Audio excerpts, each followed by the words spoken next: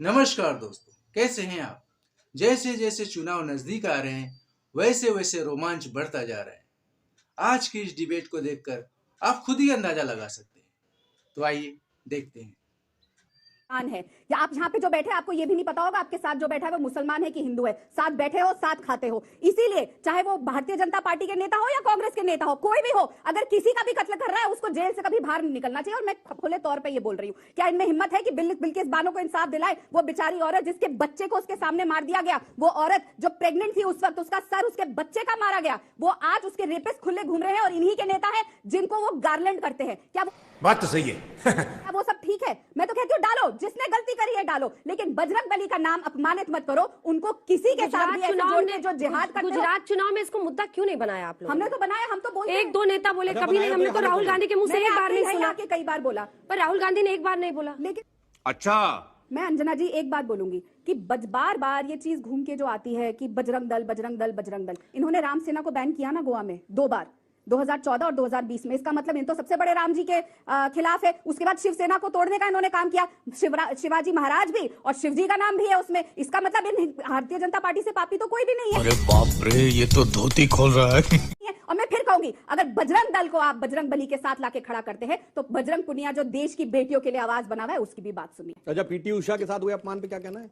मैं तो फिर कहती हूँ किसी के साथ भी अपना, तो इसीलिए अच्छा पीटी उषा के साथ जो हुआ, इसीलिए ये वहां बैठी लड़कियों की आवाज नहीं सुनेंगे। इसीलिए एक आदमी जो बार बार जो रेपिस्ट है जो भी है, उसने जिस तरीके की महिला के साथ जो काम किए वो फिर भी इनका एमपी बना हुआ है। क्यों पता नहीं, क्योंकि बाद में वहां के लोगों ने पीटी उषा के साथ जो कर दिया कमाल है। इसीलिए उन लड़कियों को न्याय नहीं मिलेगा क्योंकि पीटी उषा के साथ बदतमीजी हो गई। अरे पकड़िए, बंद करिए, हर उस इंसान को बंद करिए। उस पुलिस वाले का क्या हुआ जो शराब पी के हमारे रेसलर्स को मार रहा था? जब फोटो खींचनी थी तब तो वीडियो याद है आप लोगों को, देखा होगा। विनेश तुम मेरा परिवार हो, विनेश तुम्हारे परिवार से मैं साथ बैठ के मिलूंगा।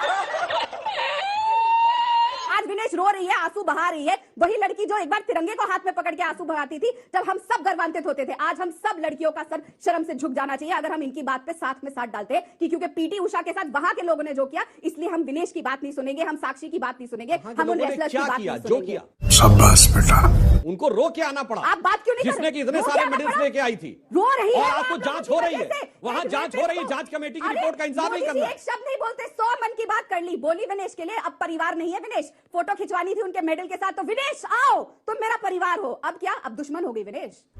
क्या बात है सर, क्या बात है सर। हाँ, तो मेरा सवाल सुधांशु सर से, ये जो पहलवान बैठे हुए हैं यहाँ पर, उनकी इंसाफ की बात क्यों नहीं कर रहे मोदी जी? मणिपुर जल रहा है तो क्यों नहीं उनकी बात कर रहे? वो अपने मतलब अपना ही मोटिव फैला रहे कर्नाटका में, क्यों मणिपुर इंडिया के अंदर नहीं आता? वो क्यों नहीं बात कर रहे उस पर? देखिए, जो पहलवान बैठे हैं उसमें जांच पहले भी चल रही थी, अब जुडिशियल इंक्वायरी भी चल रही थी।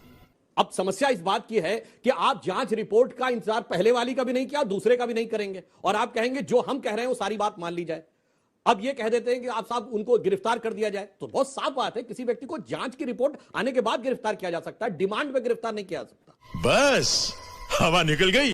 मेरा सवाल बीजेपी के प्रवक्ता से है कि बजरंग दल के प्रवक्ता से, बीजेपी नहीं बजरंग दल। बताता हूं उसका। कर्नाटक चुनाव के स्टार प्रचार की लिस्ट जारी होती है, पहला नाम प्रधानमंत्री जी का था, तो क्या एक देश के प्रधानमंत्री जी को किसी एक विशेष पार्टी के लिए चुनाव के लिए वोट मांगना सही है? अभी मजा आएगा ना भिड़ो। उसमें एक्चुअली में टेक्निकल पॉइंट ये होता है, आपको बात बताऊं, जो स्टार प्रचारक की सूची चुनाव आयोग के पास जाती है, वो लोग जिस भी कॉन्स्टिट्यूएंसी में जाके चुनाव प्रचार करते हैं उसका खर्चा प्रत्याशी के खर्चे में नहीं जोड़ा जाता है।